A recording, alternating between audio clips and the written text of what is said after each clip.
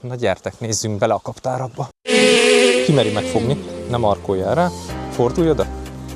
Nézd, milyen bátor vagy. Na milyen? Jó. Na bátor vagy ám te is. Nem mindenki meri így megfogni a méheket. Na milyen súlya van? 1,5 kiló. Alakul, ugye? Itt ezekben a világos keretekben még nem találunk mézet igazából, mert amit ki fogunk pergetni, azok helyére műlépet raktam be.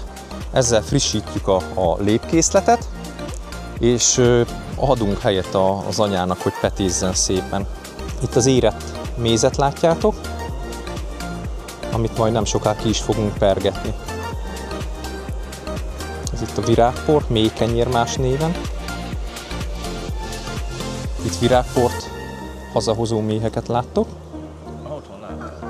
A narancssárga. Narancssárga, citromsárga,